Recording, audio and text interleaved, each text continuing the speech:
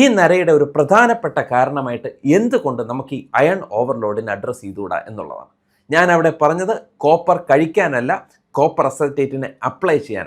Iron oxidise ചെയ്യുമ്പോൾ അവിടെ ടിഷ്യൂസിൽ നഷ്ടപ്പെടുന്ന ഒരു ഇമ്പോർട്ടൻറ്റ് മിനറലാണ് കോപ്പർ എന്ന് പറയുന്നത്. കോപ്പറാണ് ഹെയറിൻ്റെ ടെക്സ്ചറിനെയും കളറിനെയും ഇൻഫ്ലുവൻസ് ചെയ്യുന്ന ഫാക്ടർ.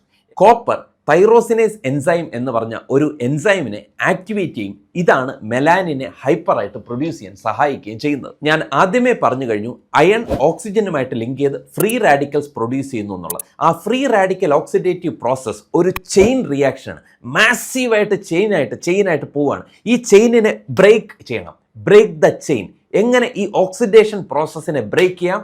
ആൻറ്റി ഓക്സിഡൻറ്റ് വേണം. വൈറ്റമിൻ ഇ, ഏറ്റവും ബെസ്റ്റായിട്ടുള്ള വൈറ്റമിൻ ഇ സോഴ്സിനെ ഈ കോപ്പറുമായിട്ട് മിക്സ് ചെയ്തിട്ട് നമ്മൾ അപ്ലൈ ചെയ്ത് തുടങ്ങുമ്പോൾ എവിടെയാണോ നിങ്ങളുടെ ഹെയർ ടിഷ്യൂസിൽ അയൺ ഓവർലോഡ് വന്ന് ഗ്രേയിങ് വന്നിട്ടുണ്ടെങ്കിൽ ആപ്ലിക്കേഷൻ മതി. ഞാനിവിടെ കുറച്ച് കോപ്പർ അസറ്റേറ്റ് എടുക്കുകയാണ്.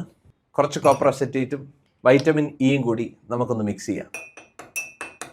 ഈ മിക്സ്ഡ് കോപ്പർ അസറ്റേറ്റ് സ്കിന്നിൽ അപ്ലൈ ചെയ്ത് കഴിഞ്ഞാൽ ഒരു പ്രോബ്ലവും ഇല്ല. ഇത് ബോഡിയിൽ ഇൻജസ്റ്റ് ചെയ്യാതിരിക്കുകയോ അല്ലെങ്കിൽ കണ്ണിൽ അല്ലെങ്കിൽ വായിലൊന്നും പെടാതിരിക്കാൻ ശ്രദ്ധിക്കുക എന്നുള്ളതേ ഉള്ളൂ.